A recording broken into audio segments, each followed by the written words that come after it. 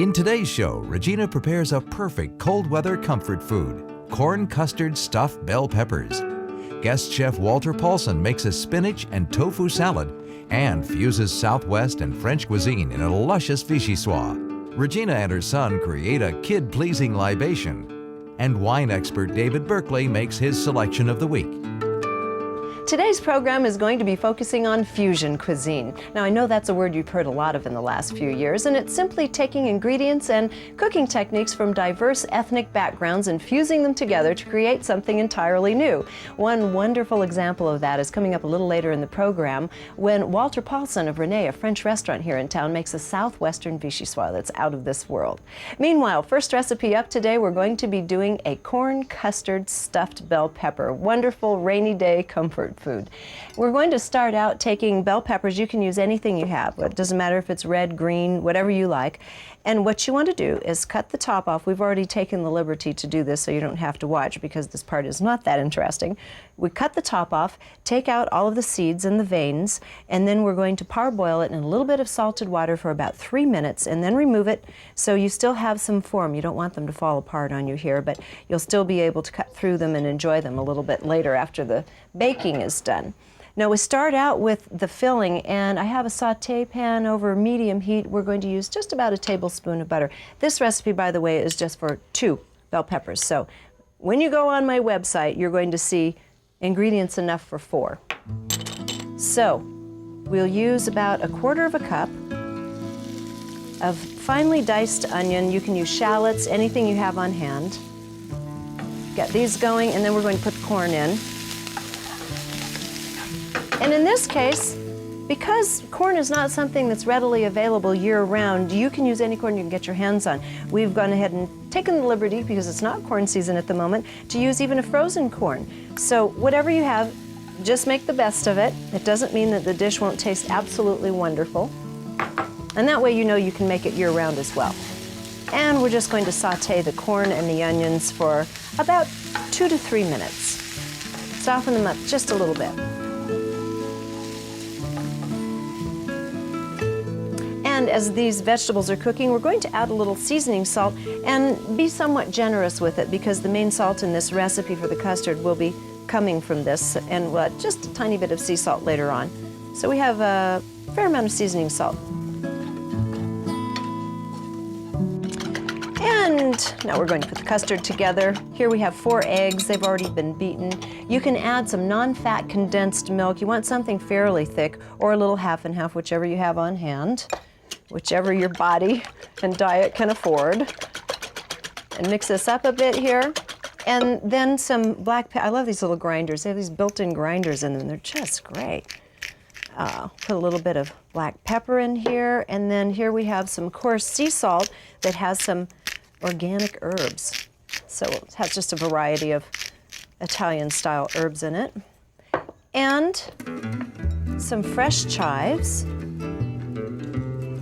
We'll whisk this together, and then we'll start putting the whole custard mixture together, but I do want to show you one little technique.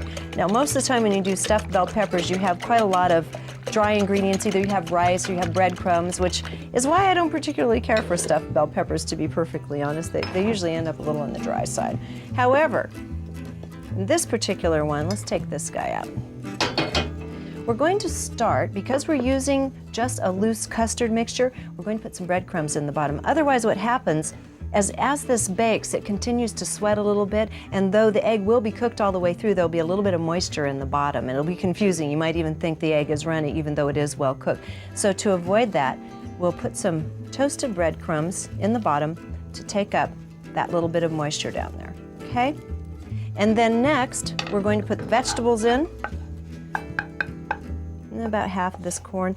And each of these takes about 2 eggs. So you get a fair amount of protein, about 15 grams of protein in this dish, not bad. So you can see we have our corn in here. And one more thing we want to add, let me move this up toward the front, is a little bit of either Parmesan, Grana Padano, Asiago, any kind of Parmesan style cheese you have on hand, freshly grated, and I like a nice fine grate on this. We'll add most of that and then just save a little tiny bit for sprinkling on top. And we'll pour the custard mixture in here over the corn. And as we're adding the custard mixture, go ahead and move it around a little bit with your whisk or a spoon to make sure you get the cheese and the chives in there. You don't want to just get the eggy mixture. There we go. And just move it around a bit so we can disperse the corn and the cheese. And then finally, just put a little sprinkling of Parmesan cheese on top, and voila, they're going to go in the oven at 375. I'll go ahead and finish up the other one. 375 for about 40 minutes.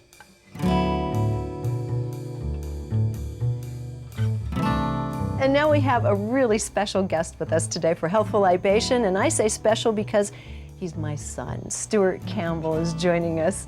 And Stuart, he's making the smoothie, actually. I'm going to let this be his creation because I've thrown a little curve at him with a new ingredient here, but I also wanted to tell you that as a mother, I've had the advantage of having my son in a dorm for about a year now in school. And what has that done to the appreciation for your mother's cooking?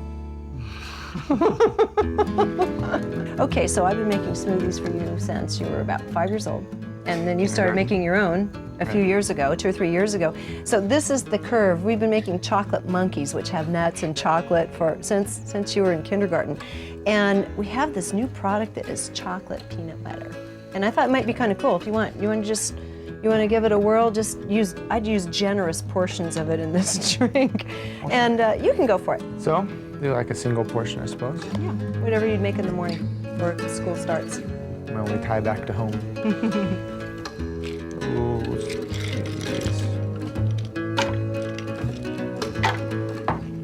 and then protein powder. yeah. Especially when she started working out at the gym, all the sports and everything, the protein powder became essential because even though Stuart's not necessarily a vegetarian, his mom doesn't make him any food that's not, so he wasn't getting any, he wasn't getting a lot of protein in his diet for that kind of activity, that level of activity.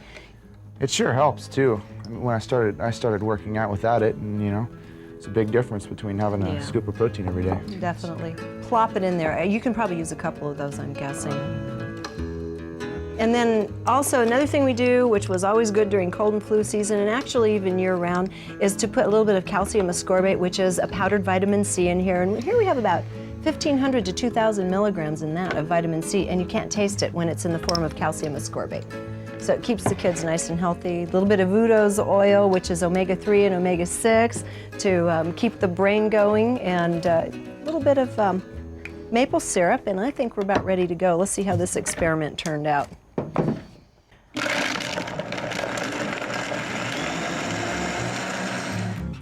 Thank you. Haven't had my smoothie today yet. Okay, moment of truth. How's that compared to your normal chocolate? Excellent. Really? Oh, good. All right. Well, to help. And I'm here with Walter Paulson now from Renee, and we're going to start right in on the Southwestern Vichysoisse, which is different from its inception because you're starting with a different kind of vegetable base and different kind of potato. Tell us what kind of vegetables and potatoes we're using here, Walter. Well, we start with diced onions, celery, bell peppers, and carrots, and we dice those up along with a large dice of sweet potatoes, and we boil that until they're nice and soft. And so we're using sweet potatoes, but not white potatoes in this? No, okay. Just sweet potatoes. Wonderful. And then in a minute, we're going to see how these other ingredients come in, because this is really a very special soup. We go to the restaurant just for your soup, I might say. So how far along do we took the liberty of starting them so you wouldn't have to watch the water boil. And are we about ready to strain those, or yes. Do we start on the skillet back here with something else? Well, we want to start reducing our orange juice, and while the orange juice is reducing, we will go ahead and start pureeing the vegetables.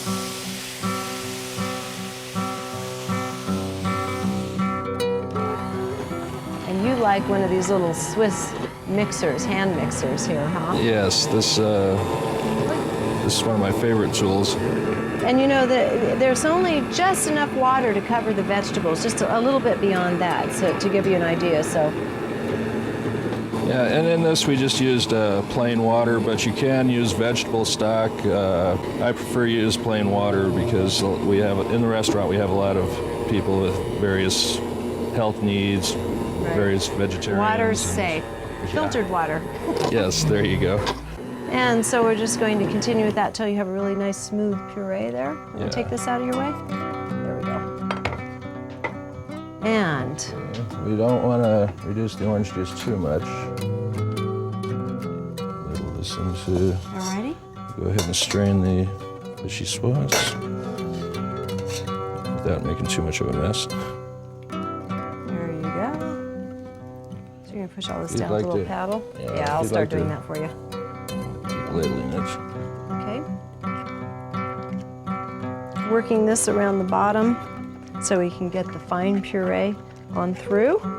Push it on through. All right, we finished straining all of the puree of vegetables, so now what happens? Is we get to see this orange juice thing yet? Yeah, the orange juice is reduced, so we will add the orange juice and then go on to adding the rest of the ingredients. Want to make sure you get all the stuff that's stuck to the Oh pan. yeah, that's the good stuff. Yeah, and we use fresh orange juice, but you can use a concentrate, but I actually prefer the fresh because the concentrate is too sweet. Well, if you're using concentrate, then do you thin it down with water, or do you just use a little tablespoon or so of the concentrate itself? No, I thin it with water. Thin it with water, okay. Okay, then we're gonna add the honey. Then we have about a tablespoon and a half of honey here. Not a whole lot. No, just enough to give it a little sweetness. Then cayenne pepper, which is about a half teaspoon, and just a little pinch of salt to give it a little flavor. And then just stir that up. That's make sure the honey will drop to the bottom. Make sure it doesn't scorch on the bottom of the pan. And then Keep we'll- that going, and then in a little bit we'll explain this garnish, which is absolutely wonderful. These candied pecans, but they're not a heavily candied pecan, and we'll explain what went into those in just a bit here. Okay, now we'll add our heavy cream. Now this is where we get back to the French portion of the recipe. Okay, now we'll let that simmer for about 20 minutes to let all the flavors mix together and Oh, this get is so good. incorporated. Thicken it up a little. Then once that's finished simmering, and we'll taste it and adjust the seasonings, then we chill it. And after it's chilled, it's ready to go. Okay, now we have a finished version over here, and you can tell us a little bit about the garnish you do here. This garnish is a candy pecan, right? And what did you marinate these in initially, or saute them in the skillet in? Because they're on the moist side, they're not crunchy. Okay, what we do is we take the pecans and we melt some butter in a pan, saute them for a little bit, then we add some cayenne pepper, cumin, paprika, and chili powder. Oh. And then some brown sugar and a little cider vinegar. Cider vinegar, that's what's giving it its little spike there. And so when you serve it, this is thick enough that the pecans float. These are great because they're pretty versatile. You can use them for a cocktail party. Or Yeah, they're wonderful whatever in you'd like. salads as well. Et voilà, Southwestern Vichysoisse. Then we garnish it with a little chervil. Yes. Yeah, you've got to try this one at home. This is really lovely. If you have a dinner party and you want to throw them something a little bit different, I highly recommend this dish. And now for our next recipe, pea cakes. And to me, it's kind of like an English pea cake because we're using real peas. We're not using a dried pea. And these green peas have such a fresh and light taste. These are really delicate little cakes. So where do we get started? Okay, well, we're going to start. Well, first, we've already cooked the peas. So, since the peas are already cooked, we're going to go ahead and put them in the Do you need blender. this? Yes. Okay. Okay. Alrighty. So first, we'll add the peas. Just dump all of them in there. And get this started. Well, we've got two. Couple of lids here. All right, I'll put it on low for you. While the peas are starting, we're going to go ahead and brown some butter.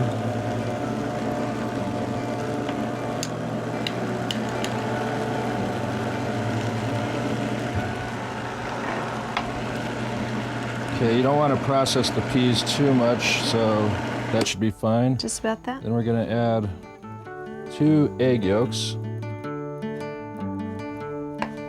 This will help bind the whole thing together. Yeah, and then we're going to add 2 whole eggs. We'll go ahead and add everything right now. Well, this is easy. Oh, it's real easy. I just love the lightness and freshness of this particular pea cake. You know, there are different kinds of bean cakes you can make with, you know, dried beans and pintos and all of that, and they're wonderful as well, but this has a particularly light, fresh flavor. Okay. Then we'll add the flour and a little salt, some white pepper, just a little pinch of white pepper. Yeah, that can be overwhelming, can't it? Yeah. And the heavy cream. Then we will blend that till it's all, go ahead and blend it on high.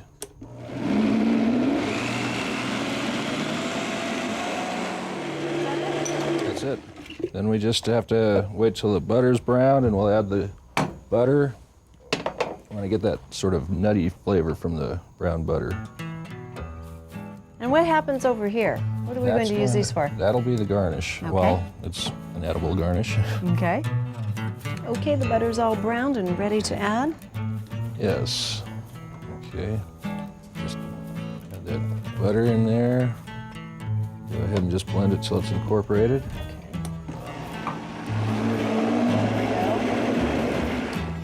Okay, and now we get to saute the pea cakes.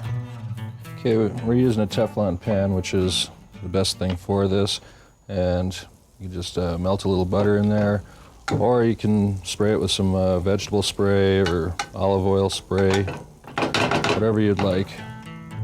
But we're using butter because it makes it a little richer.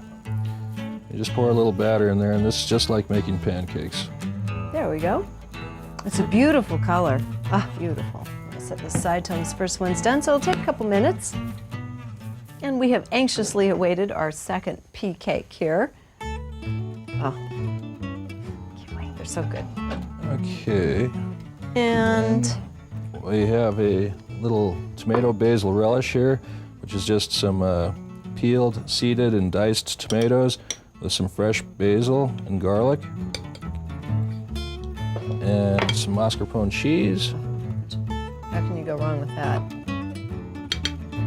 It's just divine. Italian cream cheese, it's called. And we'll finish it off with a little sprig of fresh basil.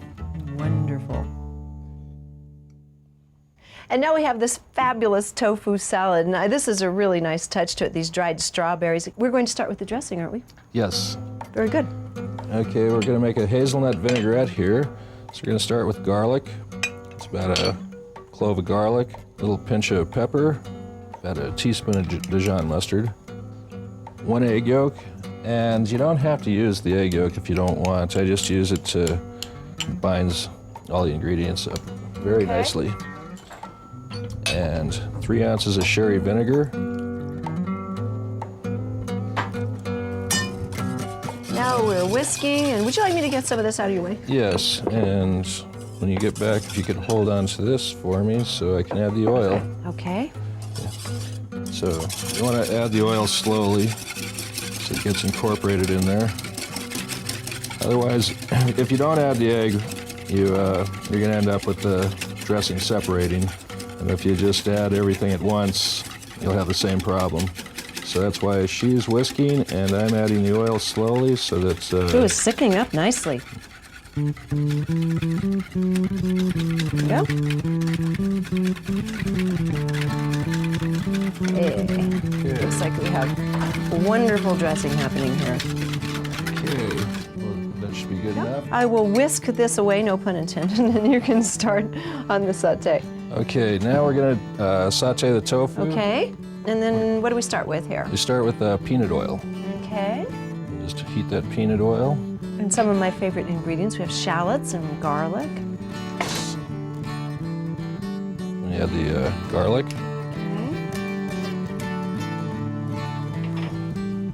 Shallots.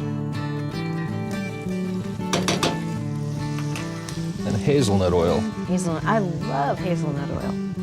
Okay, then just cook garlic and shallots just slightly. Okay, a little flash saute. And you add your tofu. Yeah, you don't want all that moisture in there, right? No, we will be adding a little water. Okay. Okay. Then just briefly saute your tofu. Then soy sauce. Since the oil's hot and real hot. When we add the soy sauce, it seems to reduce it quite a bit, so it gets pretty salty. So we're going to add a little water to it to take away from the saltiness. Just a little bit. Okay, while that's cooking, we don't want to cook it too long, about a minute and a half, 2 minutes. While that's cooking, we'll go ahead and toss the salad. Alrighty, would you like to toss it in this plate, or? I'll toss it in the bowl. Put it over here in a minute, okay. I'm going to hand me the dressing. Think that's enough dressing for the? This is quite a bit of dressing. You're used to cooking for hundreds, so I understand. Okay, you don't really need too much dressing. All you want to do is coat the leaves. And we're using baby spinach here. I prefer to use baby spinach in salads because the larger adult spinach is tough. Yeah, I prefer to use that when we're cooking. So just coat the leaves. Okay. And let's have the plate.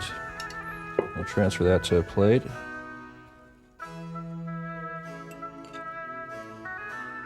Okay, then we're going to add the mandarin oranges. How is the tofu coming over there? We ready for it? No, the tofu is doing fine. Maybe a few more minutes, we'll finish up the salad here. Yeah, you want to put that on last, otherwise things start wilting pretty quickly. Yes. Okay, we're just going to put some mandarin oranges, which you can use fresh. Make sure that if you use them fresh, that you cut between that white pith part. Okay, would you like to place some strawberries on there? Love to. And the tofu's ready to go. Look how artfully these are arranged. Beautiful. Just like a couple a job? more. There we go. Actually, I've got one, but if I needed one, I'd come to you. Okay, we're going to put the tofu on there. We don't want to get that liquid in there. We want a little liquid, but not all of it. But the good thing is you're getting some of the shallots and garlic in there, and that is lovely. And while you finish doing this, we're going to go to David Berkeley and find out what he would serve with our Southwestern Vichysoisse and our stuffed bell peppers.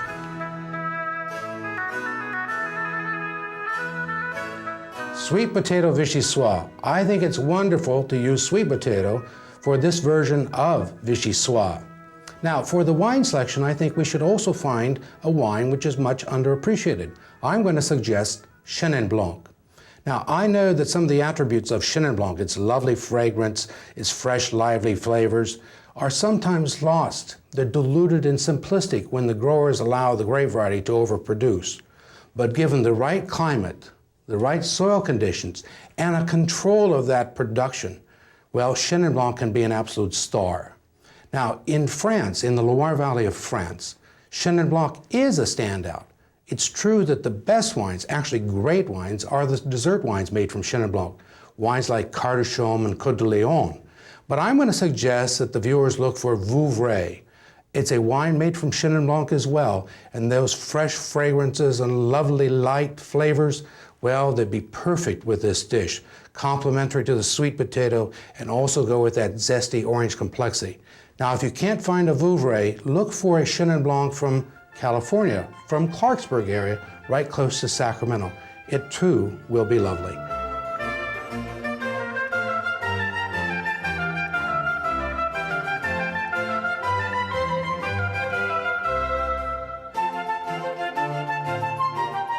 Okay, we're finishing this up with sliced and toasted almonds, and it appears to me that the stuffed pepper worked out fine. This is what happened to one of them. Apparently the crew tasted it. However, I put one back that they couldn't find, and it turned out beautiful, if I do say so myself. Well, Walter, thank you so much for bringing all of your goodies with you today and sharing your recipes. They're just lovely. Thank you. Until I see you at the restaurant next time. Santé. To find out more about Regina's Vegetarian Table, visit our PBS online website at pbs.org.